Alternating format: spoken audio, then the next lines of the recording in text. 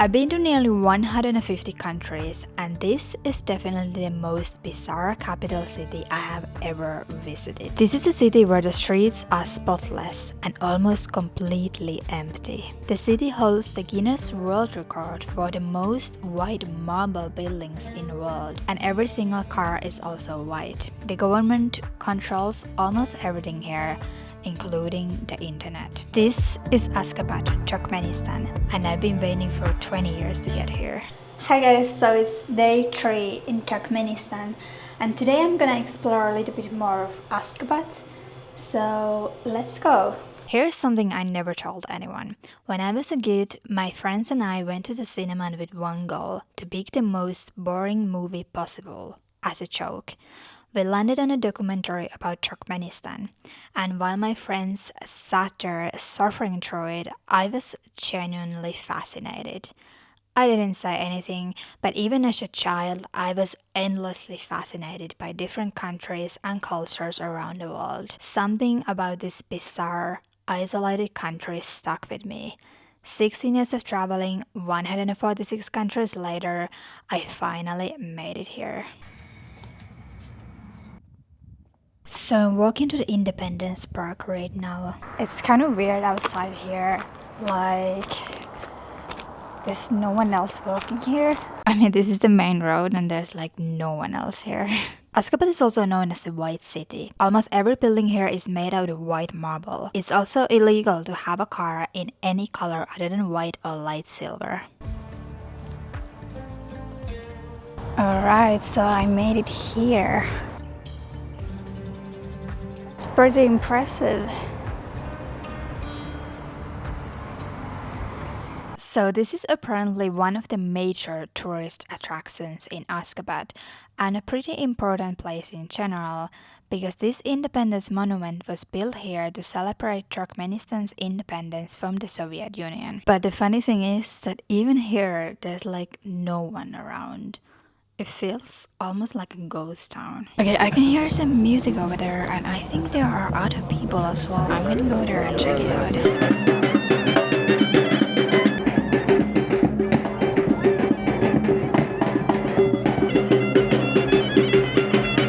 Yeah, I went over there to see what's the music all about, and I think it was someone's wedding. Yeah, I didn't mean to crash someone's wedding, but yeah, I had just no idea before I actually went a bit closer to see what's happening. But that was interesting to see. They have a really nice place for the wedding. And I'm off to my next destination here in Ashgabat. The wedding celebration is happening here again.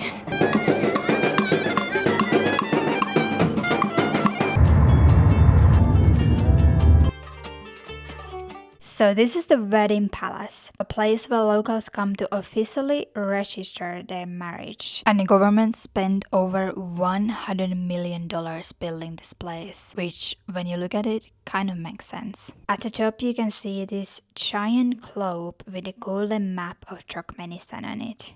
This place is located on top of a hill, so you can see it from far away. And from here you can also get some pretty amazing city views. Also here, just behind the wedding palace, you can see this other weird looking building.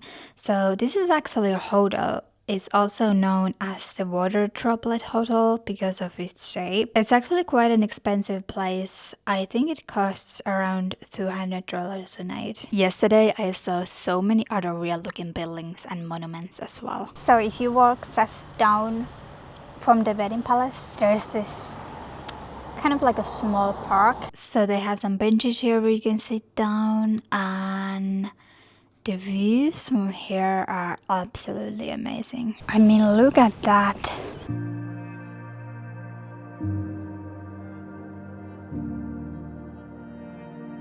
It is kind of far from the city, so I have no idea how I'm gonna get back. I mean, it is in the city, but from the city center it's quite far. And as there's like no one around here, I have no idea how I'm gonna find a taxi here. So I might have to walk to that fancy hotel and maybe ask them if they could call me a taxi, because otherwise I don't really know how I'm gonna get out of here. If you're wondering why I'm wandering around Ashgabat by myself, as most people only visit Turkmenistan as a part of a tour, well, that's because I only had a tour guide for when I first arrived in Turkmenistan. I have a video about that experience too, so go check it out. But other than that, I just had a driver to take me between the cities and was left alone to wander on my own, because that was a much cheaper option. Oh no, I think I actually saw a bus there, but it's just left. That's the first one I've seen here. Yeah, there is a bus station here, I think, but they definitely don't run here very frequently. Here in Ashgabat, it's super quiet everywhere where I've been. So yes, I'm walking to the hotel right now. It's impossible to find a taxi here. I hope I can find one at the hotel. I'm sure at least they're gonna call someone. Yeah, it's a little bit tricky here because I basically have no working internet like anywhere. At my hotel even, it's not really working. So it's a little bit tricky to get any information. And I also don't know if any information you can get online, if it's up to date. Because Turkmenistan isn't really one of those places where they put information online. And because there's literally no one outside, it's not like I can just ask for directions. I'm now walking around this hotel. I'm not really quite sure where's the entrance. I think this is the entrance, maybe. I think this is the entrance. No, it's locked. Yeah, I'm not really sure how to get in, or if you can even get in when you are not staying here. Yeah, I feel like I've walked around this whole building already. Yeah, at this point I could have walked to the city center already, I guess. Hello. National Museum.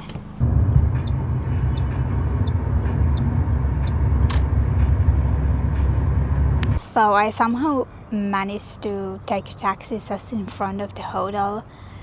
I had already walked, around the whole hotel building already, and then suddenly this taxi just appeared. He took me to the National Museum. Unfortunately, they just closed, so I'm a little bit too late to actually go inside, but it's just nice to see the building from the outside and to see this giant flagpole just in front of it.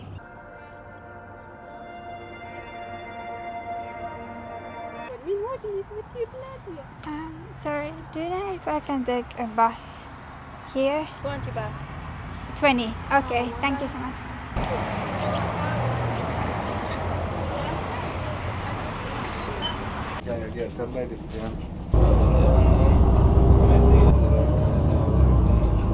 So I actually took a bus from the museum back to my hotel. It was just 1 minute to take the bus. The cost is subsidized, so it's quite cheap if you want to take the bus. I feel like there are more people now at the park, so I'm gonna head out and see what's happening, or if anything's happening. It seems more lively here.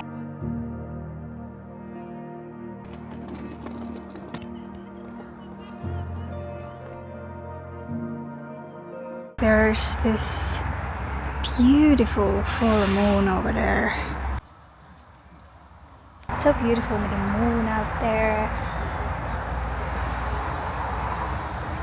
And the lights they have in the monument. Wow. Amazing.